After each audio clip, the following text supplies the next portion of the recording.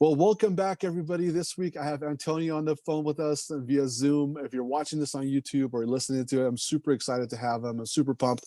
I know we booked this a few weeks ago, and I couldn't wait to get him on here. We've been talking before, so I just personally wanted to welcome you to the Tony Shap Show, Antonio. I'm glad to be here. Really looking forward to it. All right, let's dive right in. So, what is your one-word open that you could use to let us know how you're feeling in this moment? Strong. Strong. Good one. Unique. I love Yeah. it. So to share with us about your business and about your personal story, Antonio, how you got started, where you are today, and where you're going. That way our audiences that listening to this, they could be on the same page with you and know you a little bit more like the way I've gotten to know you. So it all started back when I was born, and no, I'm I just messing with love you. Yeah, no. So just I think like anyone who likes to solve problems, I just started as that. I always had a lot of ideas. I love solving problems, and I love that feeling of providing value. That's something that just feels genuinely good, and it's something that allowed me to navigate my career from starting in product to running my own sites to working in growth marketing back in my Maynard days, to founding Growth Roadmap. And it just comes from that need of like, I really enjoy the process of finding a solution, like finding a problem and solving it. And I feel like most people, those problems started with challenges that I faced. So my current company, Growth Roadmap, came from my time as a content creator, specifically on my newsletter, but then digging into social, so platforms such as TikTok, which we found each other, and it just came from that experience of I feel like in order to truly solve a big problem or a problem that resonates with you, it requires empathy, and in order to get that level of empathy, you have to have founder market fit of what they like to call it, but you need to know firsthand what that problem is. Some people, they don't need that. For me, I do need to be that person. And that is what led me to found my company, Growth Roadmap, which was the fact that as a creator, there's so much work that needs to be done. But unlike a company, you don't have a team. And not everyone has a David Dorbick budget right off the bat. So it was, how do I provide cost effective solutions to help creators grow their business? Because I'm very bullish on the fact that people are the new brands. And yeah, so that's how I found myself here so far. And right now we're just focused on serving creators, not just like myself, both larger and smaller, but that's the current mission right now is the creators that we serve. That's awesome. Audience, as you're listening to this, Antonio is a super humble guy. He's got a great background. He worked for VaynerMedia. I'm sure we've all heard of Gary V. So so Antonio is a highly capable person. He's a leading authority with what he does, but he's very humble and down to earth, and he keeps it. Which I appreciate and I respect that. So let's move right along to some wins. If you could share with us a recent win that you've had that is important to you in business context, and also what you learned from it, so our audience could also have some takeaways too. Yeah, I think the biggest one is always it's always that first customer. So the idea of Growth Roadmap, it originally started in the summer, but I had to lay off my team and shut down the project just because shut down the business because we weren't bringing any money, we were struggling. So I had this idea from my experience working in consulting roles with creators, and just talking with them, and I found out again that they needed help on content creation, content strategy.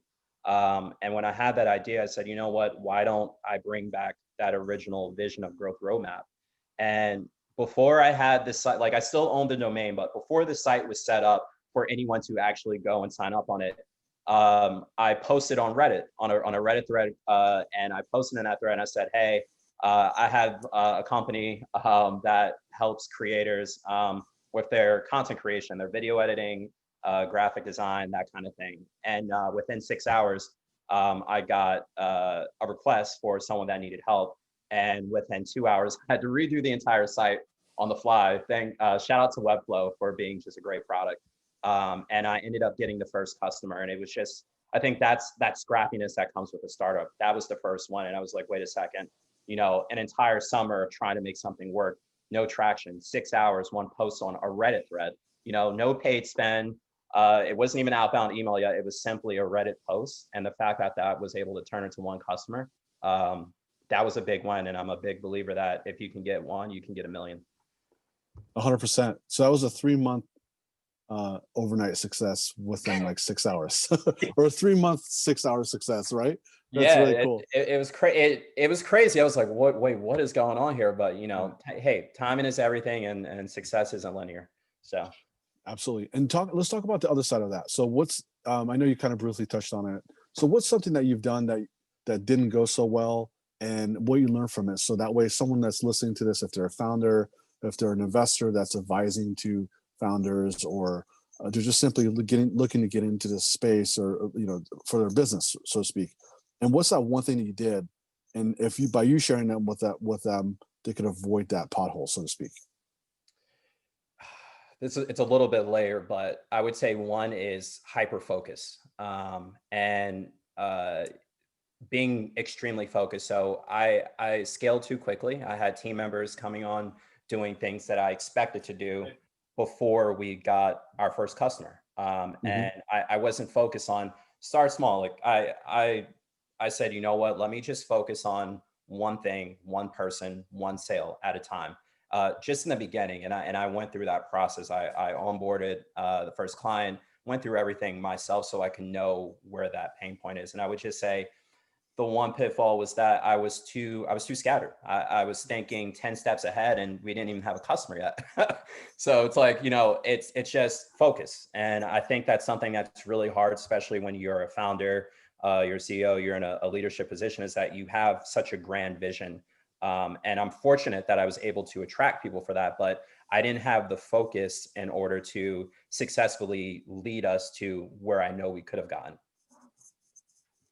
No, I love what you said, because that's going to be huge for a lot of people if they're listening there to that. And I talk to entrepreneurs, and we fall in love with our process, and right. And then on top of that, they get so fixated in like office space. I've brought this up before many times, and VCs agree with it too.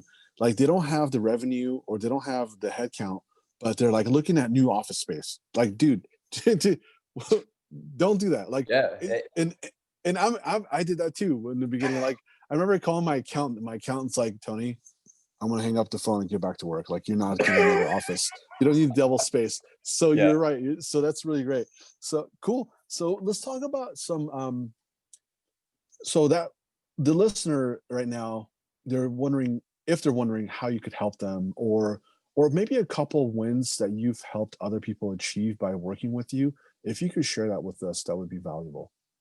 Yeah, so a lot of my experience is working with creators, but before that, it was also on the brand side. So I worked with a few direct-to-consumer brands, CPG brands such as We Move, Sun Butter. But I would say the biggest ones I'm proud of come on the creator side, because they're like the modern day small businesses. So one content creator, influencer at the time with 400K followers, we were able to get her to 700K followers within a couple of months, and grow her email list from 0 to about 20,000 people.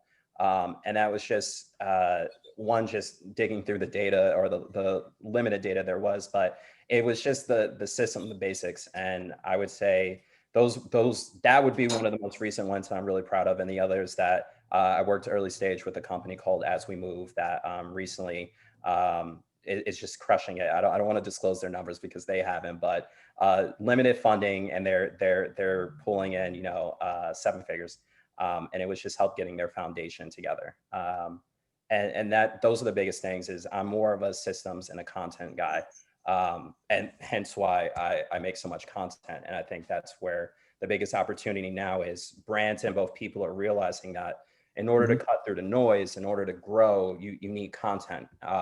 Whether that's content supported by paid media or organic content, it all comes down to what is that storytelling element, and how do you weave that in a way that not only acquires but nurtures and converts.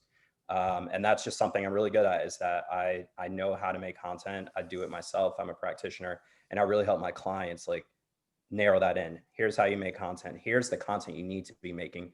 Here's what the audience wants, and here's how you turn that into purchases or signups or whatever the KPI is. Awesome. Speaking of acquisitions, so talk to me about how you're acquiring new clients right now. So right now, the one, a lot of Reddit posts, but the other is a lot of outbound email, and not just kind of like your typical, hey, buy my product, buy like sign up for my service. It's going through uh, targeted profiles that I've set up based on my market research and reaching out and engaging with their content and actually doing it's doing unscalable things. And a scalable method. So it's doing a lot of research on accounts before going out to them, and then reaching out to them via email. So account-based marketing, but the account in this regard are creators.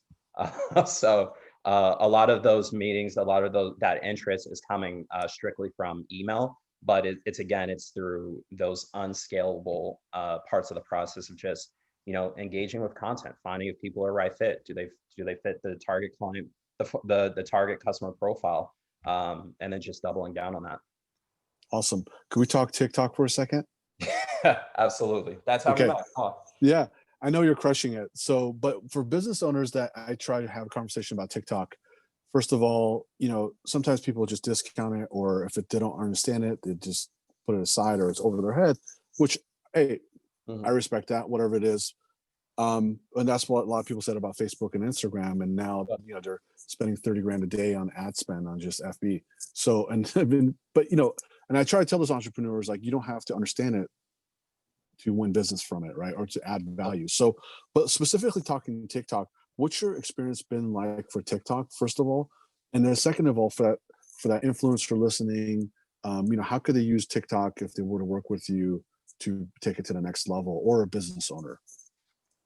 So I'll give out the secret sauce, and a few creators might be upset with me, but the one thing about TikTok is it's extremely easy to grow organically. And if anyone who knows how it is playing in the Facebook and Google land, is it's expensive. So you can grow organically, and while you might grow organically, you just have to really know your product. So is your product relevant to a younger audience? And or which is now a fast growing demo on TikTok is the 40 and up range. So it's not just for kids dancing. It's just one of those opportunities of you need to diversify your acquisition channels, and TikTok is one of the most impressive channels that I've seen as of late. And I feel that it's a tool set that any brand should be using to reach a new audience, or to at least grow and transfer that following to their other channels. That's the other thing, is like you don't have to that you shouldn't look at one channel as just being a cash cow. It should be, how do I establish my brand on this channel? Is there a way for me to collect emails? Is there a way for me to collect phone numbers? What can I use as a way to point traffic to my website? And TikTok is that. And the best part about it is you can go from 0 to 100 followers overnight. You have to get on the platform, and you just see a lot of brands that don't do that.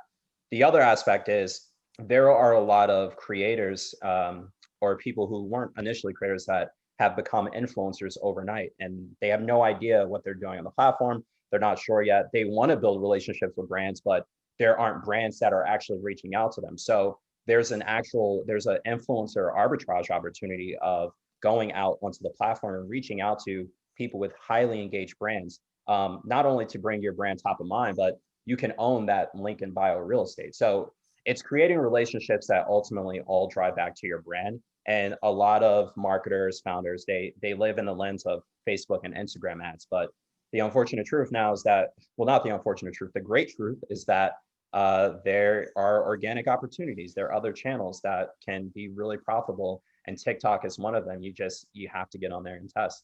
And I think that's the one opportunity that brands are severely underestimating.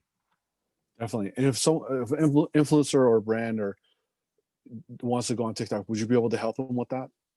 Absolutely. I work directly. So while I still work on, I'm growing growth roadmap, but I still advise influencers. So people with 1 million followers looking to connect with brands. I negotiate those brand deals for them. So I know the space, I know the rates, and brands would be really surprised that there's a big opportunity to partner with influencers. Influencers want to partner with the brands, and and brands just need to reach out to them. But you have to know what you're looking for when it comes to picking the right creators. That's really great, because if I'm a brand and want to connect with the influencer, I would come to you, cut out the third party, right? And then Cut you out could just connect. Yeah. Yep. There's all these third party platforms that connect the publishers and the advertisers, where you could just, yeah. And Enough said. that's more money. Third party needs to take a portion of that. So it's just, you want to own the relationship with your influencers. You don't want someone else having to talk to them on other terms. You want to own that process as much as possible. And there are a lot of people who want to have that connection with brands. So it's an opportunity. Beautiful. So how could our listeners get a hold of you if they want to reach out to you? So if you want to get in touch with me, you can definitely shoot me an email. Follow me on Twitter, pretty active. My Twitter DMs are some of the best ways to get in touch with me. And then I also have a newsletter, so you can sign up for that and shoot me a note. But Twitter DMs, and then just good old fashioned email. I started email marketing, so some old habits die hard. Yeah. But those are the best ways to get in touch with me. Awesome. It'll definitely be in the show notes as well for those of you listening or watching. So as we're coming to an end, sadly, what's the one word close that we could wrap it up with before we sign off? Ooh, the one word close. Experiment. It's just you're not seeing a lot of brands want to test things out, and their budgets are suffering. So experiment and be open, or experiment and then just, yeah. Awesome. Well, thank you very much for coming on to the show and sharing those items of value that you gave us. It's a lot of huge ones that people are going to walk away with some solid values. So thanks again. Oh, no problem. Thanks for having me. It's been a pleasure. Of course, looking forward to having you back on here soon. Me too. Cool. Thanks.